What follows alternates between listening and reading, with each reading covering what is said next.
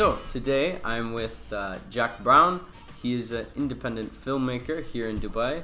He recently completed his first feature film based here in Dubai, and we're going to talk about film. Awesome. Yeah. So why don't you tell me a little about yourself? I'm a South African-born independent director, as you said. Okay. I've been in Dubai the last 5 years. I originally went to an art school in Pretoria, where I grew up. The art school is quite different to normal schools. We focused more on the creative side. So you could either do art, ballet, music, or drama, and I did art. So we did sculpture, painting, graphics, history of art, design. And that's kind of like where I got my creative start. I see. Okay. So initially you didn't go to like filming school or anything like that? No, as a youngster, at my age, when I started out, big screen sort of came to life, TV came to life. Yeah. And that inspired me hugely after seeing my first feature film. Yeah. And I already had a wild imagination as a kid. And so movies and television just became a source of inspiration for me. I see. And I sort of, even as a kid, I was roaming around with crazy ideas in my head. Yeah. So, when did you realize that you wanted to pursue filmmaking?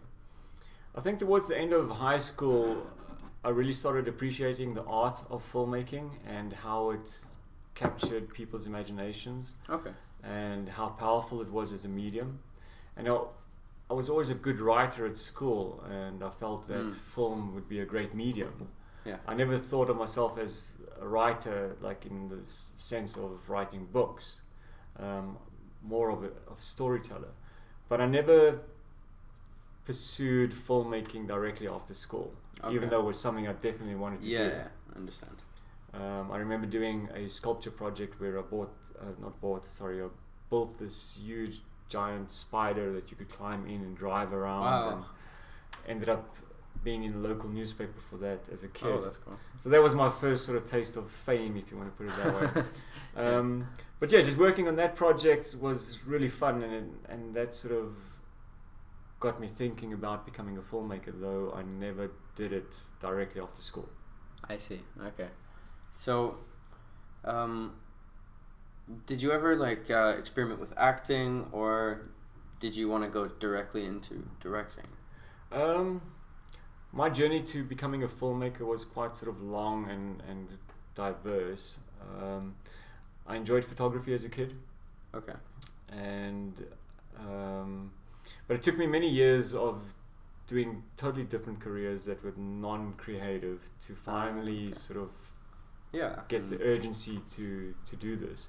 So it was very late in my life that I started. So I started out pursuing photography first, and then through photography went and traveled the world on cruise ships, and kind of like learned the craft through experimenting and through on-the-job sort of experience. Okay. And then after I came back from traveling, I decided I want to pursue the filmmaking more seriously. Yeah. It still took me a few years before I actually started and did my first short film. Okay. And when did you actually do your short film, your first one? I was 38 when I did my first short film. I was working as a waiter. I also kind of realized that dreams don't come to you. Yeah. You can't sit around waiting for people to throw opportunity at you. You have to go out there and create either the environment in which opportunity comes towards you, or you have to go and bang down doors. Yeah. So always wanting to be a filmmaker, I decided it's time. Yeah. So I spoke to a bunch of people I was working with and asked them if they would like to get involved and help me make this short film. And they were quite keen on it. Yeah. And so I wrote the script.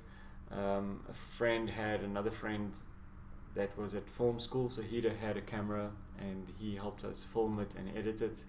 So I directed it and I acted in it. So that was my first taste of acting. Yeah. I'm not sure if I believed in myself as an actor.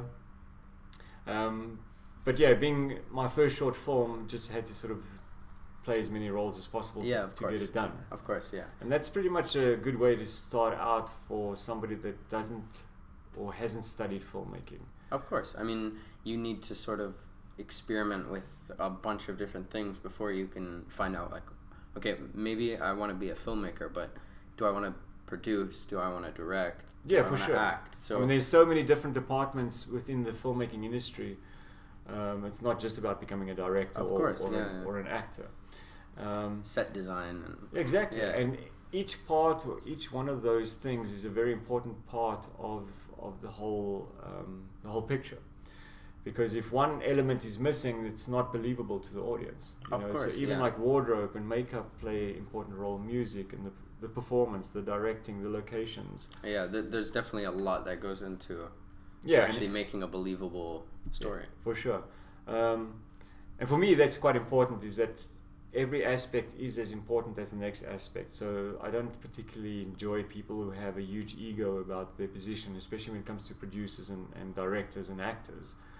Because we're all there to contribute to the benefit of telling the story and to telling a truthful story that the audience can believe in and that the audience can walk away with something after watching. Yeah. So I like to work in a very collaborative and creative environment with my team where we're all on the same level. And I just feel that brings the best to the project, and at the end of the day we can tell the best story out of that. Yeah, definitely. Actually, I want to talk about what you're doing here in Dubai, like your projects and the unit. All right. And then maybe we can jump back to some other questions. Okay, sure. So why don't you tell me about like the unit? So let's go back to my feature film first, because that kind of led to the birth of the unit. So once again, I found myself in an industry that wasn't very proactive. There's not too much happening in the Dubai film industry. Yeah, there's a lot of short filmmakers. I think there's a lot of talent here with regards to filmmakers and actors. But once again, I just got tired of sort of waiting around for somebody to possibly fund one of my projects. Of course. And I decided it's time to make my first feature film. Do you feel like it's like the culture for filmmaking is sort of lacking here in Dubai?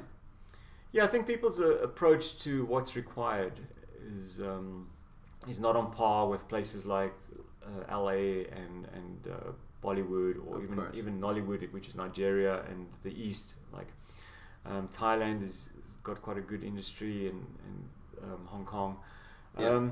It's just the work ethic's not here. People do commercials and they think they're actors, but they're not. You know? Of course. My philosophy really is that the art of acting is very simple. It takes hard work to become a great actor, and the same with directing. Fundamentally, the basic principles of acting and filmmaking are pretty much the same, and they have been the same for the last 100 years. Storytelling is storytelling. Structures are there, and they've been there since stories first were told around fires. Of course, so it's all about working at your craft and continuously pushing the boundaries, continuously being more creative.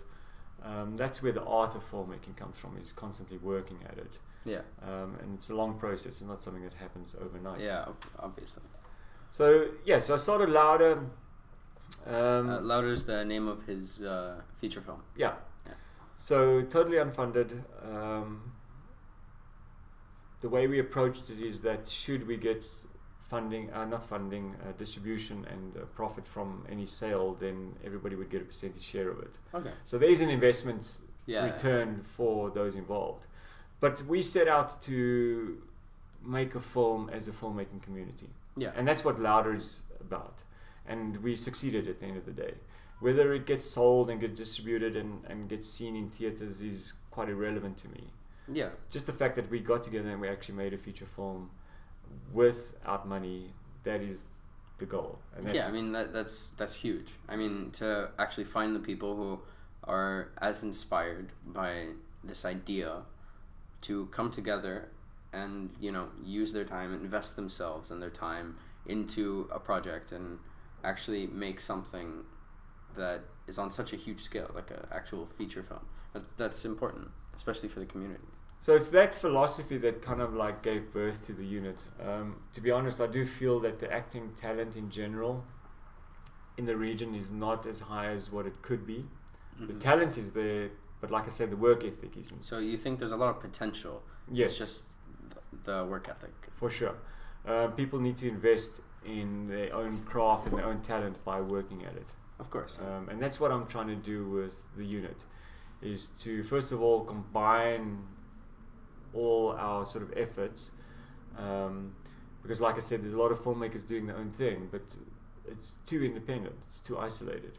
Definitely. A film industry needs to be born out of people working together and coming together as a community. And that's where the strength lies. Yeah. It's not in all of us running around doing our own little thing. When we start working together, we can raise the standard of our performances, our directing, our art design, our production. But we need to come together as a filmmaking community, and that's what the unit is about. It's about creating a space where people can come together, work together, and ultimately make better movies and tell better stories for the rest of the world to see. So that's like the goal, to make a community that can actually put out these ideas and stories into the world in Dubai. Yeah, for sure. Because I mean, there's a lot of filmmakers that have ideas for stories, but they don't necessarily know how to bring them to life. There's people that want to produce, but there's not necessarily projects for them to produce. Yeah, of course. There's actors who want to act, but they can't find the work. Yeah, exactly. There's no feature films being made, and there's only certain. I mean, there's a few short films being made, but especially with students. Yeah, but it's difficult to find those people. So that's why when we start coming together, so when we start coming together, it's easier to find, and it's easier to network, and it's easier to produce work. Yeah, definitely. So, what sort of things is the unit working on? Like, what do you have, like acting classes? Yes. So at the center of the unit is the workshop that I run. Okay. Which is, I don't see myself as an acting teacher. Okay.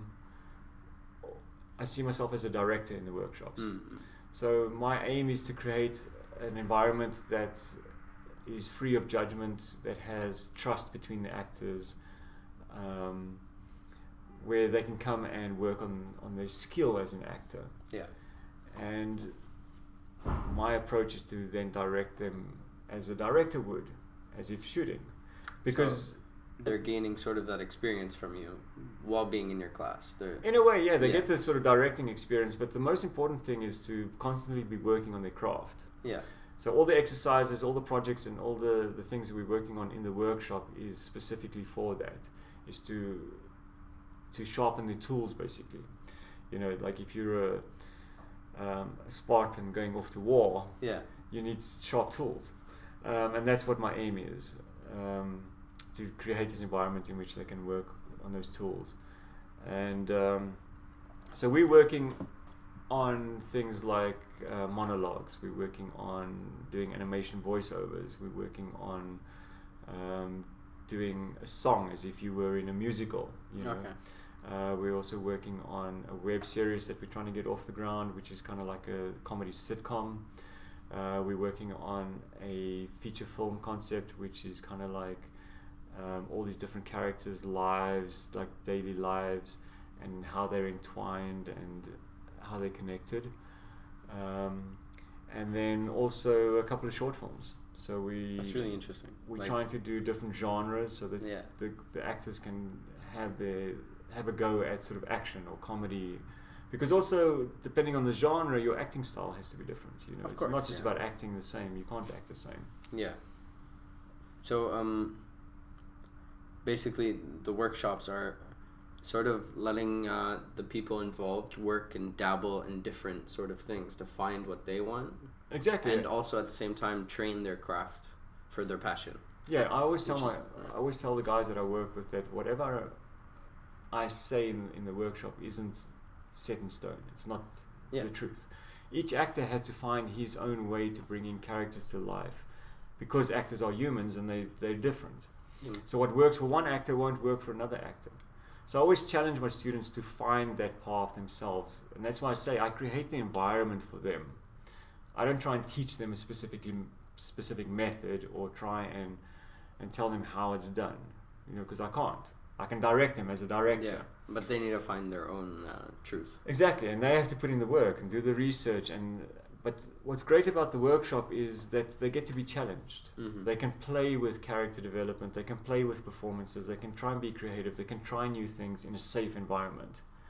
And this is where they can find that acting voice or the acting instinct that they have to rely on when performing. Okay. So, is your workshop open to anyone? Or? Yeah, the workshop's open to anybody that's dedicated, passionate, and driven. Okay. So where do they find this workshop? Like, how do they get in contact with you? We're on Instagram under the unit DXB. Okay. And so they can just message us through that. Great. Yeah.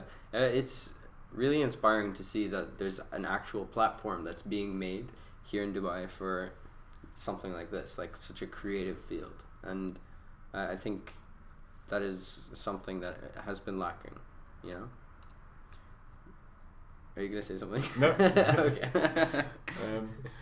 Yeah, thank you. I mean, it's nice to think that not only myself, but even the actors involved in the workshop, and also the actors that are involved in Louder, and the producers that were on Louder, and the team are inspiring other filmmakers that are out there, because that's what we're aiming to do, is to prove that we can make good films, we can tell good stories, and it doesn't have to be reliant on big budgets. Yeah, you can tell very good stories with minimal characters, minimal locations, and a lot of movies have done that. Very strong, compelling movies have used very simple concepts and worked. So I think that a lot of filmmakers are too ambitious when they start out, and they want to have this big budget Hollywood, like huge. Yeah, they want to walk onto set and have their director's chair. That's not how it works. I think filmmakers need to be a little bit more realistic when they first start out, and realize, first of all, it's going to take time. Of course. But also they can do a lot with less if they're creative and if they're clever about what they're doing. So that's kind of the themes we like to touch up on the show, like Confused AF, because everything takes time. You need to work at everything you do a lot, because you can't just expect it, like things to be knocking on your door or to instantly be sitting in the director's chair. But at the same time, you'll only know what you want to do once you start experimenting and dabbling, and that's sort of what we're trying to touch on here.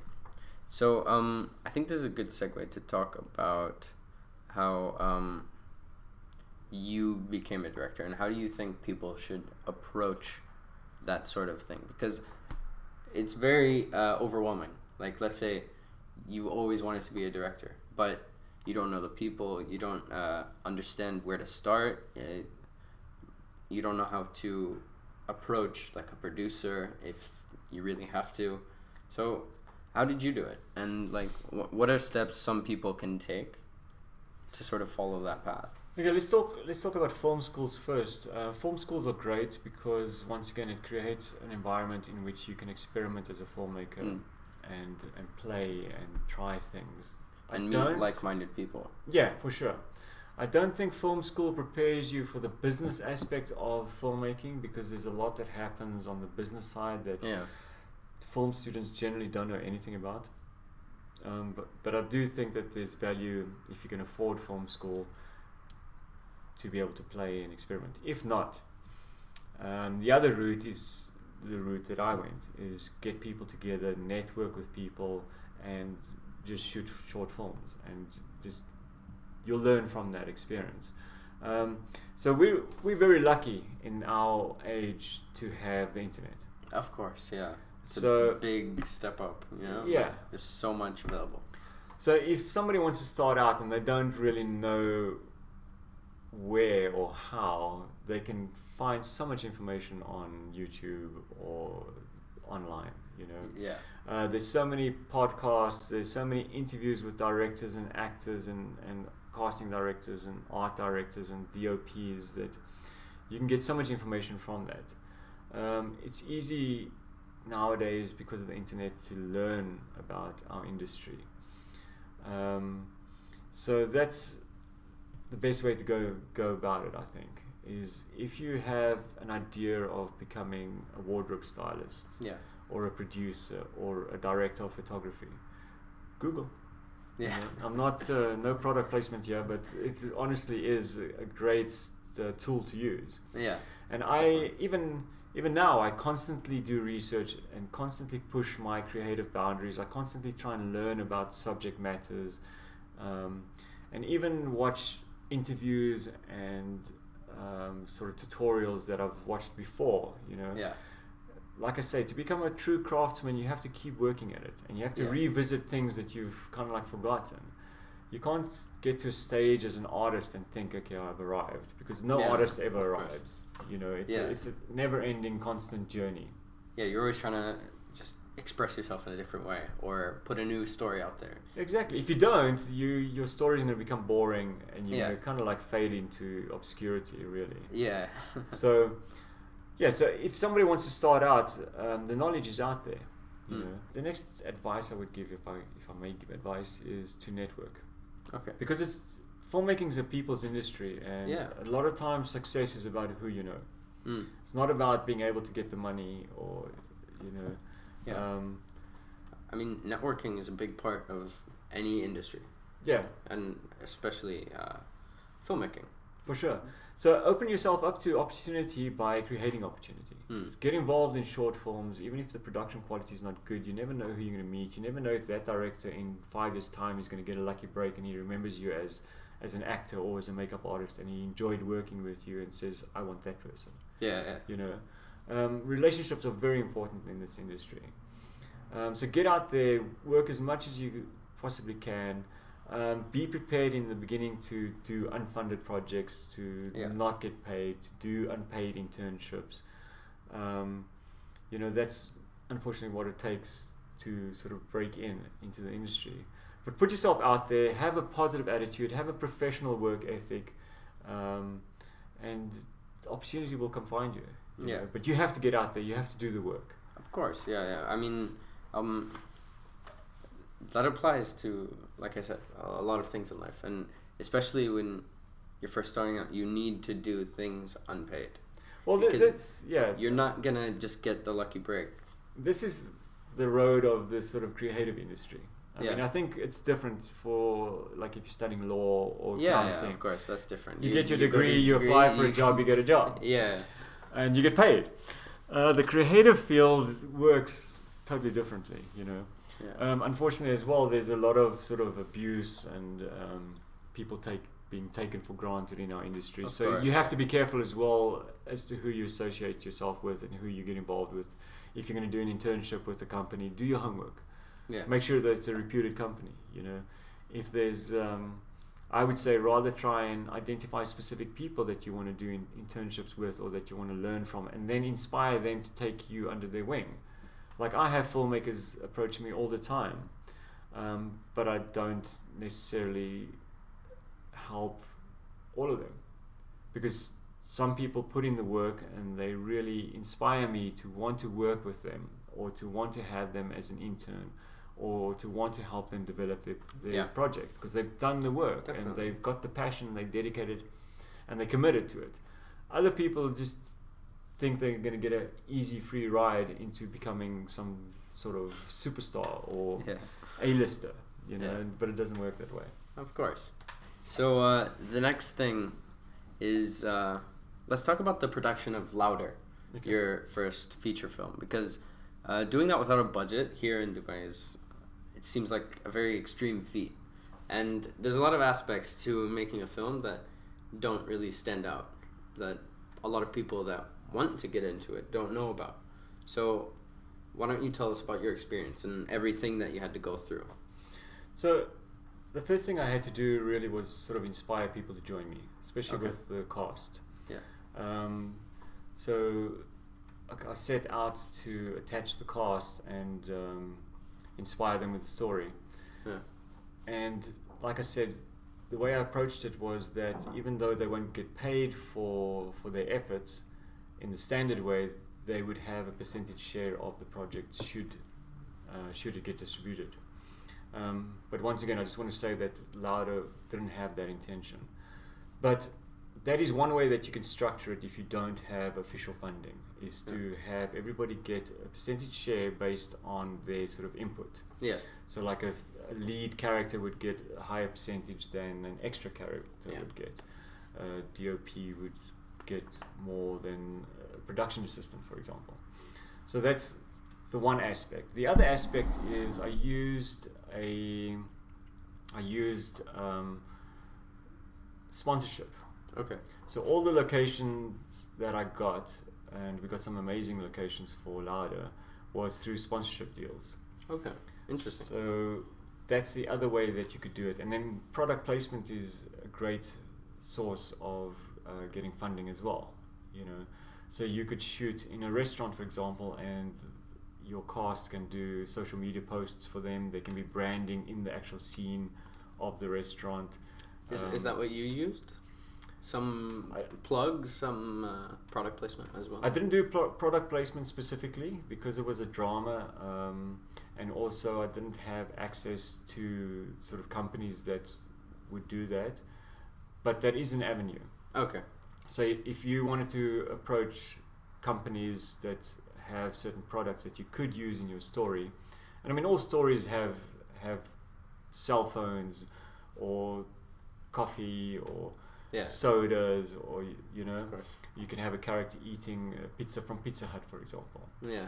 But one thing you have to be careful there is that companies generally work out their marketing budgets, I think, towards the end of the year. So your timing has to be right for that. That's interesting. But locations you can get all year round because all they're doing is giving you the space. So it's easier to get a location sponsored. So that's how I put Lauda together in regards of bypassing official funding. And then my DOP had a camera. I also approached a production house to sponsor a small lighting kit. With it being a drama, I could get away with minimal lighting. Yeah. And once again, also... why is that? Because you go for a more natural look. Okay, I see. So most of it was shot sort of using natural light and a lot of daytime scenes. And then the night stuff, like I said, we went for a more natural look. So we didn't have to count on a lot of lighting. Yeah. And another nice thing about the age that we're living in is that because of technology, you can get fairly inexpensive cameras that really give good quality. That's true. Like we have a few here. Yeah. That are working really well. So even if you light a scene really properly, or you choose the right time of day to shoot on a normal DSLR, you can get good quality. Yeah. Definitely. So, and I mean, there's even films that were shot entirely on iPhones. Oh yeah. So nothing stops you as a filmmaker from producing a short film or a feature film. There's no excuses. So yeah, a lot of things that happens in day to day is you have something you really want to do, but you start making these excuses because I don't know, I don't have the camera, I don't have the lights, or I don't have the funding. I've never written a script before, and you come to this point where you really are just making excuses not to do it internally or subconsciously. Although if you just started, you would easily find the way to do it. It's just these limitations you put on yourself because it's daunting. Yeah, it is daunting. And also, I mean, when you set out, things aren't easily going to come to you. You're going to have to work at it. Of course. Yeah. But yeah, I always say that losers make excuses. Yeah. And winning begins with you. I think I'm going to caption that on the video. I think I stole it from a movie, actually. Yeah. But yeah, if you're going to start out as the head of the team, you've got to have that self-belief and that faith in the project and yourself, because that energy will inspire people to follow you. If you start out all negative and, I can't do this, or it's going to be too difficult, or we can't achieve this, you're never going to inspire anybody else to follow you. That's true. You have to have the vision and the confidence to stand up there and inspire people, and they must feel that they can trust you. Yeah, definitely. And also, I believe in setting your standards as high as possible. Like aim to shoot what you imagine. Yeah. You can always scale down from that. Yeah, if you envision something and you're telling yourself, okay, it doesn't have to be perfect, I just want to do it, then you're setting yourself up to fail, or at least just make something that's subpar and doesn't represent your actual vision. Well, this is the thing, is I don't think that there is anything called perfect, you know. Yeah, definitely. There's only the way that you can tell your story or perform that character in that scene at the level you're at. Yeah. And in 10 years' time, as a director or an actor, you do it differently.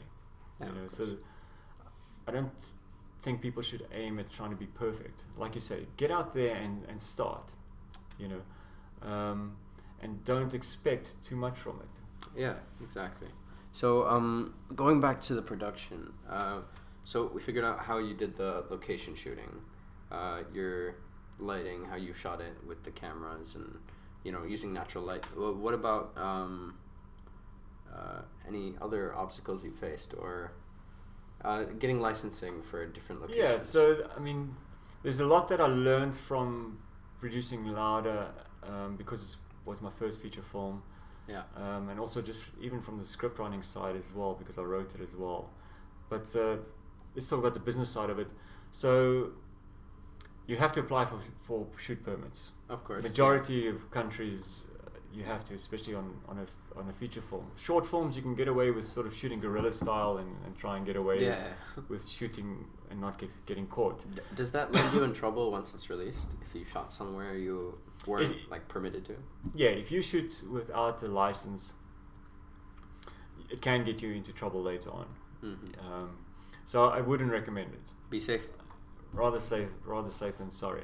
Yeah. Especially with a feature film, you know, because you intend to make money off of it. Short films, I think people will be a little bit more lenient. Mm-hmm. But you just go through the normal licensing process with the film commission. And in Dubai, it's actually not that expensive. It's quite affordable. What does get expensive is if you want to use specific locations. Yeah, you know, like Sheikh Zayed Road or... Yeah, exactly. So if they have to close down the road for you to shoot a car chase scene, that's going to get expensive. Of course. If you want to shoot in the Burj Khalifa, for example, Oof. It's owned by a construction company or a property company, and they're going to want money. Yeah. But once again, you can find those locations and make sponsorship deals like I did. Mm-hmm. I mean, I got a whole resort island to shoot majority of Louder on. And that's huge. And you would think that this huge company wouldn't open their door to a small, independent, first-time filmmaker, but it's not true. Like I said, when I approached them, I had the confidence in my story. I believed in what I wanted to do and what I wanted to achieve, and that energy spilled over and inspired their marketing department. Yeah. And at the end of the day, they saw enough value in the sponsorship proposal to give us the location. They gave us accommodation for the crew and the cast. They fed us. Wow. So don't be scared. Get out there and go for it. You know, as long as you make it valuable for the people that you're bringing on, and that they feel that they can get something out of what they're investing, then you can achieve a lot. You know, definitely. And then also just to talk a bit more about the business side of things is, I mean, there's things like closed captions that you'll need for your film. Yeah. So once the film is done, you'll need to get closed captions done for it. Also, depending on the territory that you're releasing in, you're going to need to get it approved by the local authorities, whether it's PG-18 or it's... Okay, so the local rating authorities systems determine that. Is there, there so different countries and different regions will have different rating systems. Is there like a ministry here that handles that? Yeah, there's the Abu Dhabi Economic Department. Okay. So they kind of like handle that. So once your film is done, you'll have to have it approved, and then you can take it to a local distributor here, like Vox Cinemas, for example, and then they will decide if they want to distribute it and show it. Okay. So there's certain things about the business side of it that you don't know about, the sort of legalities of it. But once again, you can research all that online. Yeah. There's so much information available online that you can find out about the sort of business side of it. And there's even templates that you can use, like if you want to have contracts with your cast and your crew, there's non-disclosure agreement templates, there's contractual agreement templates. There's so much online that you can feed off, and you can adapt those templates to be more specific for your project and your region and your sort of setup that you have. Yeah, I mean, nowadays the greatest thing is that you can access any information you need on the internet. Yeah. Like, unless it's top secret. Yeah. But there's ways around it. But we're not going to talk about that now. But yeah, like, there's so much you can learn just even on YouTube. There's, even for my university, I mean, I do sometimes use that to apply it to my studies, because there's just so much, and the people behind this are very passionate. So even like my brother, when he's researching about cameras or lights or all this, there's so much content that you can just find on YouTube, and I think that's a great place to start, you know, just to get your mindset right. I mean, the two main ways that I learned my craft and still learning is research online and then practically learning through each project, because each project teaches you something. Like I said earlier, even writing louder and then taking that from a script into production and sitting behind the camera and shooting that script, I learned a lot from it. So that's why it's important to get out there and just to write and produce and to shoot and to work at your craft, because you'll learn a lot just from that, you know. Definitely. And I think also it's quite important to open yourself up to be prepared to learn from other people. Oh yeah. You know, you can learn from your director of photography, you can learn from your actors. Don't be narrow-minded thinking that you know all, that you know everything. Yeah, there's always more to learn. There's always so much you can learn from a huge variety of people that you might not like realize it, but everyone has something to offer you. Yeah, everyone has some knowledge that could potentially benefit you. For sure. So why don't we move into directing? Okay. So you can relate that to the feature film if you'd like. All right. I mean, directing, you're very much the head of the snake, if I can put it that way. Yeah. First of all, people will follow your energy, so you have to have the right mentality and the right energy, because people will look up to you as the director, and because you're the one with the vision for the whole, of course, the whole story, the whole project. I don't think there's any right way or wrong way to direct something. I think it's important that you have a very clear vision for the story, and your team needs to know that you know what you want. Yeah. You can't be on set as a director and there's questions around what you're doing, why you're doing. You know. Yeah. I feel like something very important would be to know what your vision is and know how you want to display it. Because if you have an idea in your head but you don't know how to actually communicate with the people you're working with, then there becomes this barrier, because they can't give you what you want unless you're able to communicate it exactly. to them properly. If you're lost, they're going to be lost. Yeah.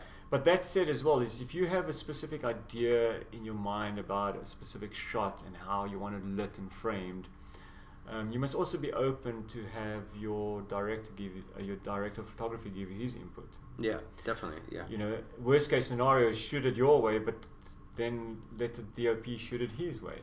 You have to maintain that collaborative environment where it's not just you saying yes, yes, yes, or no, no, no. Yeah. You have to keep that creative, collaborative environment going, because you never know what could come out of it.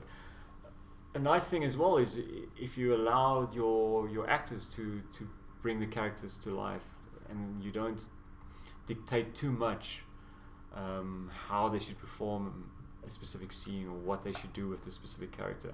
You should know what you want from them, performance-wise, but you should also let them bring what's unique about them as an actor to that character. Yeah. And that's what differentiates actors and great performances, I think. So it's that difference in how each actor would handle a situation that makes it great, that makes it unique. Yeah, for sure, because two different actors would bring something different to the same character. Yeah. And starting out as a director and knowing specifically what your vision is would help you to choose the right actor. Mm-hmm. If you're not getting the performance that you want out of the actor, then you've chosen the wrong actor for that character. You know, it starts with you. So how do you go about choosing the right actor? Because once you start shooting, you either have to reshoot if you don't like them, or you're kind of stuck with an actor that doesn't fit your vision. Yeah. So how do you go about finding the correct actor? Well, when you start out with the story, in my case, if you're the writer, you already have a visual idea of the kind of characters that you're writing. Mm-hmm. So when the casting process starts, it starts from a visual perspective. You'll have a pile of headshots, for example, and you'll go through them and shortlist actors that you feel look the way you want the character to look. That's where it starts. After that, you focus on whether they can perform that character. That's number one. Then you also want to find out if that actor can be directed and can follow direction and adapt to directing. So this all happens during the casting? Yeah, so before you start production. Okay. So that's the main things, like when you're looking for an actor, is first, do they look like the character? Second, can you work with them as a director? And then can they pull off the performance that you want, you know? So I feel like that would be a big thing that might discourage actors like that are starting off, because maybe they do have the talent and they are putting really hard work into it, but if they can't find a role that maybe fits their physicality, maybe they're really unique in the way they look, I feel like that would discourage them because maybe they're not finding a lot of roles. So yeah, I guess that is one part of it. Yeah, for sure. Some actors have the physicality and the emotional range to play a whole wide variety of characters. Yeah. Other actors have a very specific look, very specific way of acting, very specific sort of style that they're going to be limited to the kind of roles that they can play. Yeah. But I don't think any actor should judge themselves on the way they look. Yeah. Because all actors, famous or non-famous, look different. Yeah, that's true. I mean, we're all humans, we're all unique. Yeah, exactly. Yeah. And at the end of the day, I think if your performance is real and you move the audience, they're not going to care what you look like. They're going to fall in love with you because of your performance, because you brought truth to that character, to that world, and you moved them emotionally. Yeah. And they will fall in love with you because of that, not because of the way you look. Yeah, that makes sense. So what I would say is, like, if an actor finds himself very sort of typecast in a way, then go out there and make movies that you're the lead actor, you know? Yeah, that puts you in a different sort of situation that you would normally be cast in. Yeah. If you're an actor and you find that you're not getting cast in roles because it just doesn't suit you, nothing stops you from teaming up with a writer to write a story based around you and what you have to bring to characters. So basically you take what would be termed as weaknesses or flaws and you turn them into strengths. Yeah.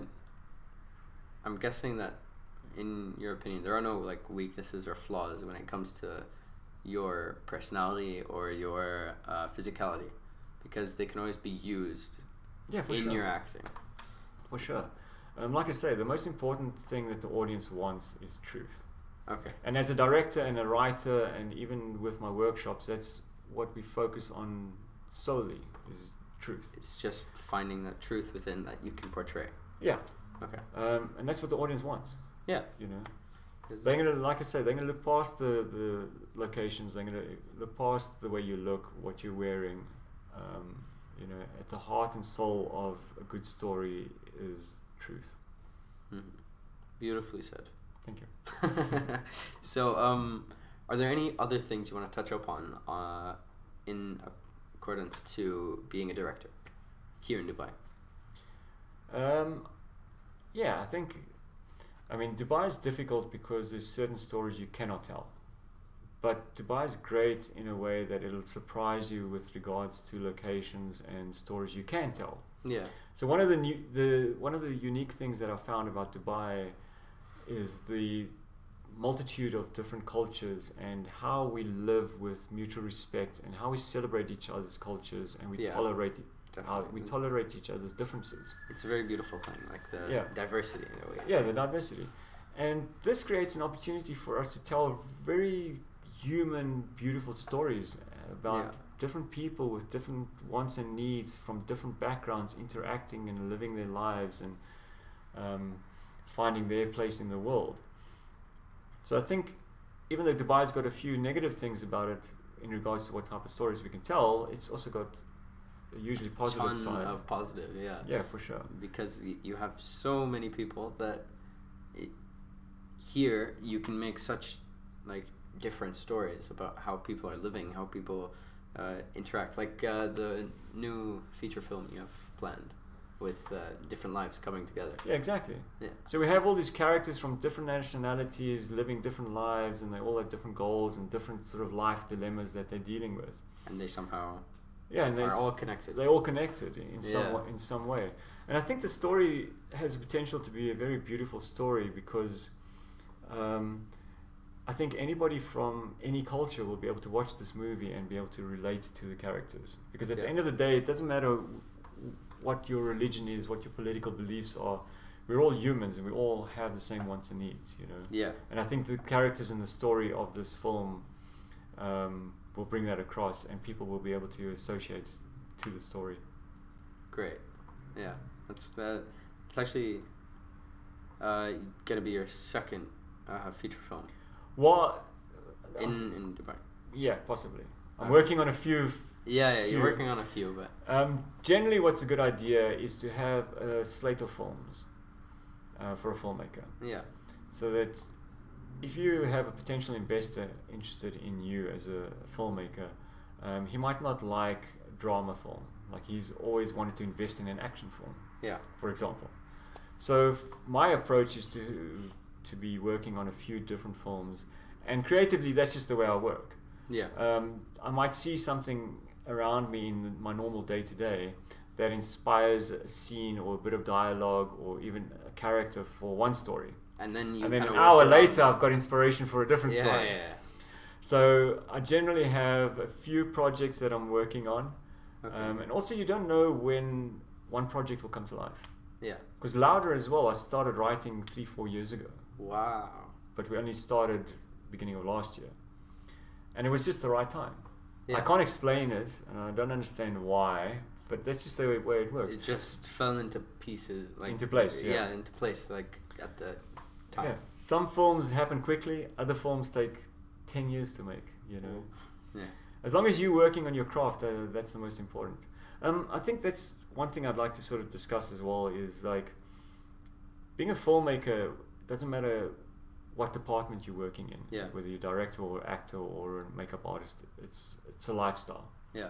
You can wake up in the middle of the night and have an idea for the way a character should look, or with dialogue running through your head. Yeah. So I think it's important that a filmmaker focuses on the journey of being a filmmaker, of working with actors, of working with other creatives, and bringing these beautiful stories to light. I think a lot of filmmakers start out wanting the red carpet and you know the red carpet selfie. Oh, I'm at Cannes. Oh, I'm in LA. You know, and the Oscars. Everybody wants an Oscar because eventually you're gonna have that award sitting on your shelf and you're gonna sit at home alone, and I can't see how that award is gonna be fulfilling. Yeah. So, I mean, it's right to celebrate our achievements. Yeah. It's a big part of being like a creator of some sort. Like you feel like you've been appreciated for what it's great to be acknowledged. Yeah. But for me, the most beautiful thing about being a filmmaker is those moments on set, or the moments in rehearsals, or even how I discovered the idea for a character or for a story. You know. Yeah. It's those little moments of the journey that give me value, basically. Okay. You know. And does seeing your vision come to life, like whether it be on a big screen or on a YouTube video, does that fulfill it? Does that make you feel like just good about yourself, that you actually were able to put your ideas and your vision onto a screen. Yeah, for sure. I mean, it's an amazing process to go from the spark of an idea, that first word, that first bit of dialogue, or that first character idea, and then to see the final product at the end being displayed and watched by people, you know. Yeah. And you're almost like a god in a way, because you're creating an entire world from nothing, you know, characters and locations and wardrobe. So it's a very, very fulfilling career to have. Mm-hmm. It's extremely challenging. A lot of times it can be very alienating because people won't understand the journey you're on or what your mission is. So it can be very lonely, especially the writing process. It can be a lonely thing. There's a lot of sacrifices you're going to have to make. Such as? Well, time for one thing. Mm-hmm. And if you really want to commit, sometimes you have to sacrifice stability and financial security. Like, it's fine to have a day job and to pursue the acting or the writing and the directing part-time, but at some point you're going to have to cut your ties and go for it 100%. Yeah. Like what I did. Can't have like one foot in the door. Yeah, exactly. Yeah. You know, so at one point you're going to have to make those sacrifices, and I always believe that to achieve any dream there's going to be some kind of sacrifice. Of course. I mean, otherwise, like,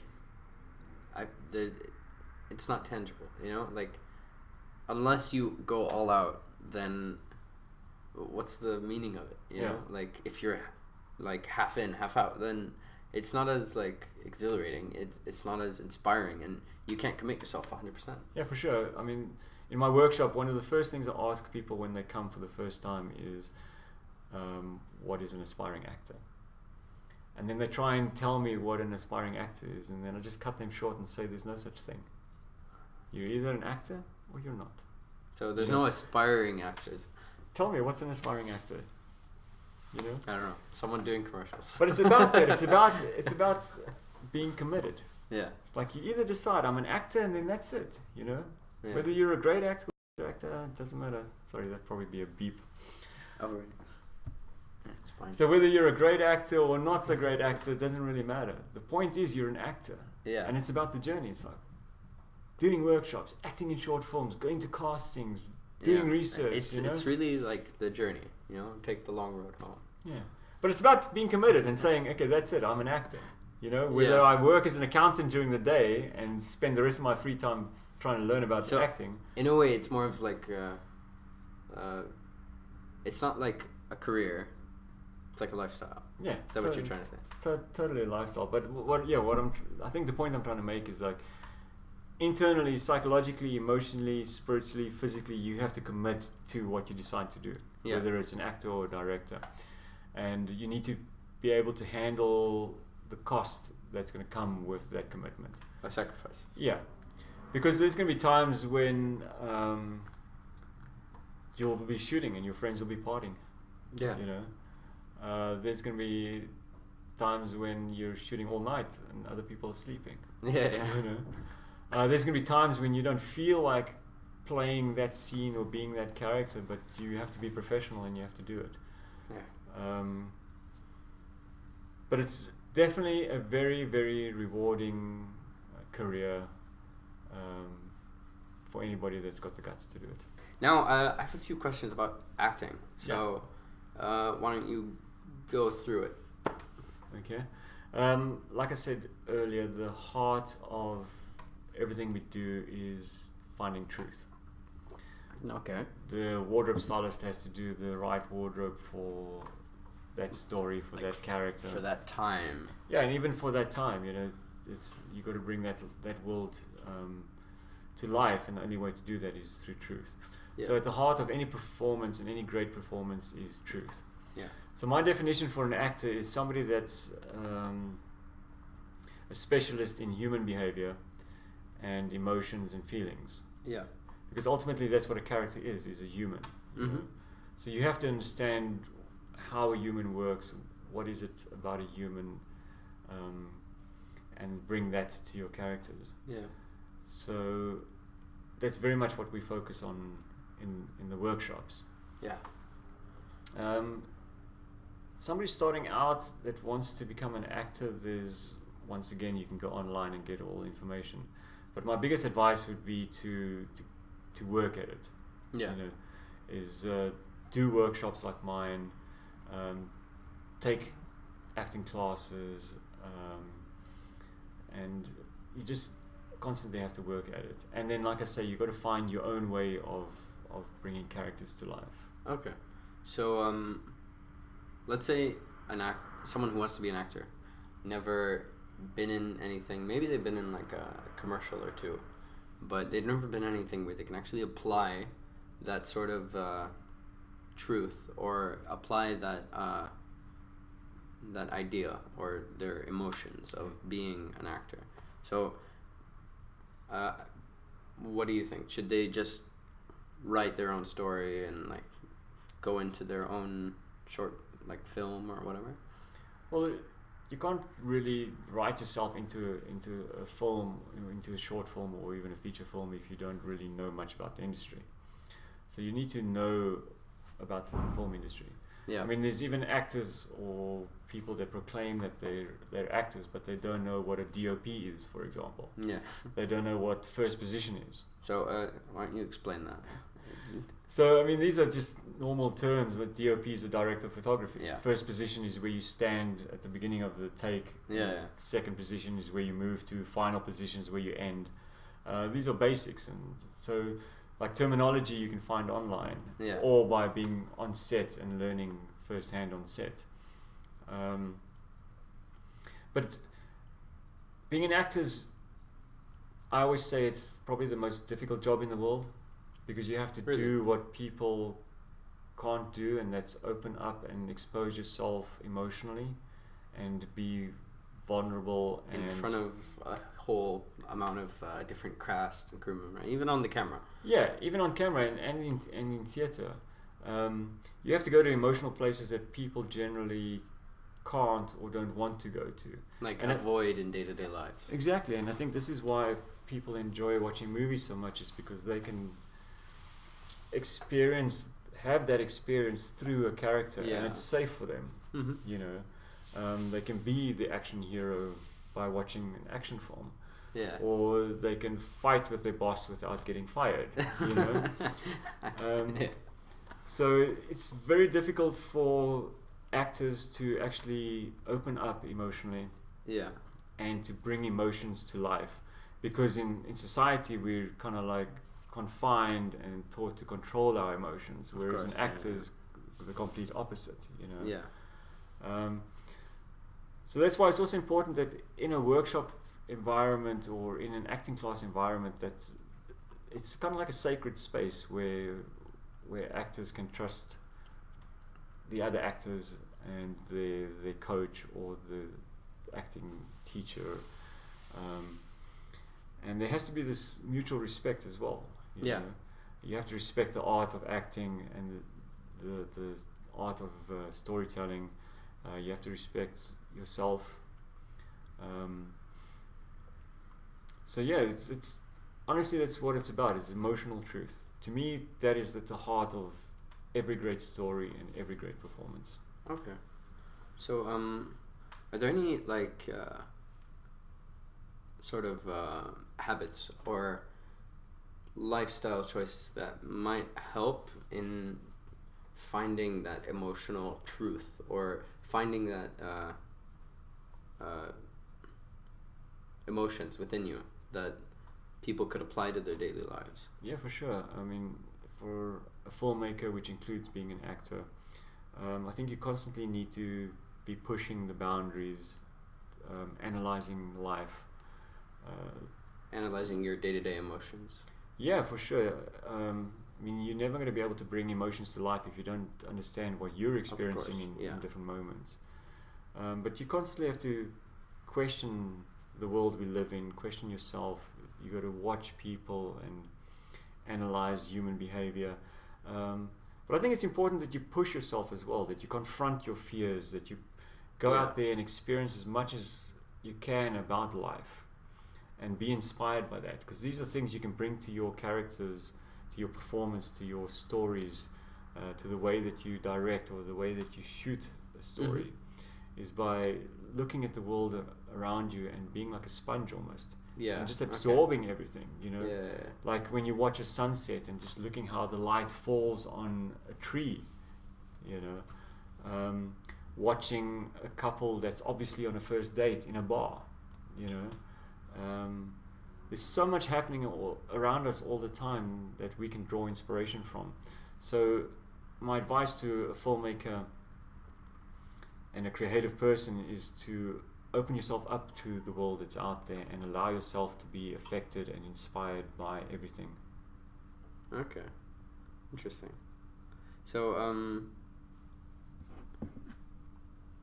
are there any books you would recommend, like, reading? Like, I know there's a book about the Meisner strategy.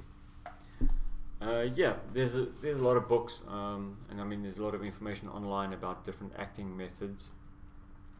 I do feel that a lot of the stuff that's there is a bit outdated, and it also comes from a more theatrical space. I see.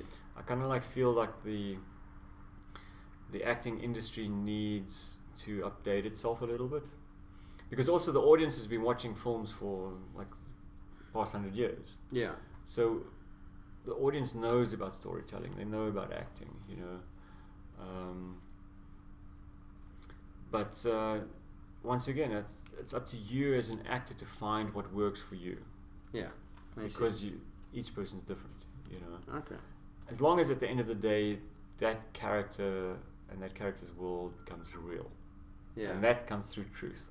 Okay. You know. One book that I probably can recommend, which is actually quite a short book, it's a book that sort of changed my life, I suppose, and inspired me to become a filmmaker in a way, is and I think I read the book after watching the film. It's called Jonathan Livingston Seagull. Okay. And it's a very simple story about a seagull. Okay. Sounds interesting. Yeah, you might think it's a bit arbitrary, but it's actually symbolic of people and having dreams and having aspirations and being judged by the community around them and being suppressed. Yeah. And the story is really just about the seagull that dreams of flying higher and faster than everybody else. But the elder seagulls tell him it can't be done, or you're not meant to soar like an eagle or to fly fast like an eagle. And it's about how the seagull sets out to break these biased opinions about the way the world should be. I mean, yeah, that I feel like that's a big part of actually achieving your dreams, is not really thinking about what other people think about you, or listening to what other people say can or can't be done. It's about following what you actually want to do and persevering and going against obstacles that people or life might put in your way, and doing what you love to do. And eventually that will pay off in the long run, or maybe you'll catch a lucky break. But it's just important not to listen to the negative people in your life. And I actually think that's a very valuable lesson. Yeah, for sure. I mean, I think pretty much anything is achievable as long as you're realistic about it. Yeah. I mean, a guy that weighs 300 pounds is not going to break the world 100-meter record. But he can achieve something else. Yeah. You know, I think all of us have talents, all of us have abilities to do extraordinary things. Yeah.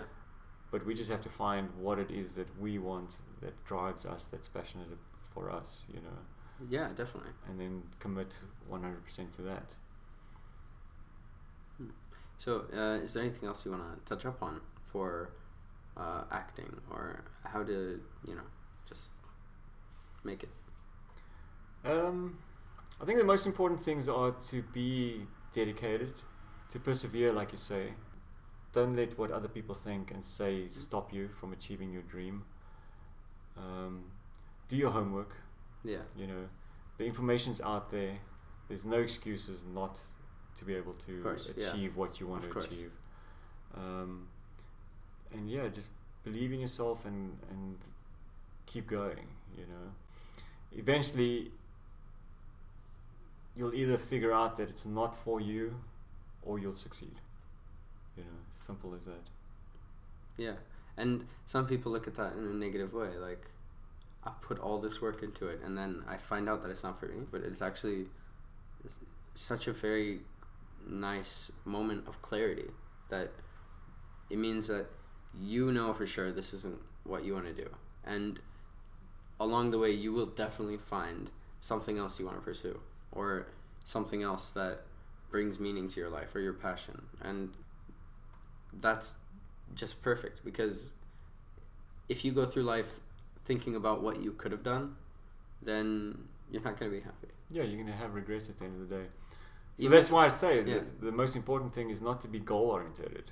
Yeah. Because even if you pursue a specific dream, a specific goal, and you don't achieve it, the people you've met along the way, the moments you've lived along the way, that's life. Yeah. The moments you lived, you know.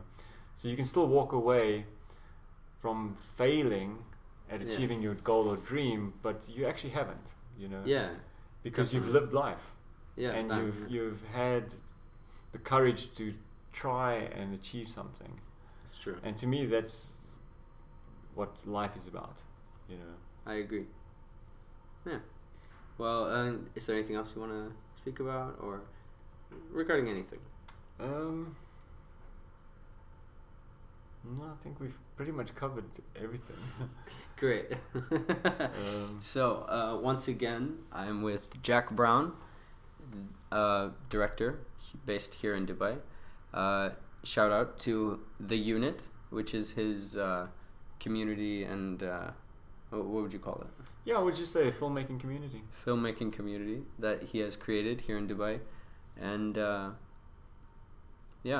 it's The Unit, DXB, or at The Unit DXB on Instagram. So if you want to contact him or check out any of the stuff he's doing, you can always find him there. Thank you so much. No problem. Thank you so much for coming on. And I think we all learned a little bit. And I think we're all a little bit less confused.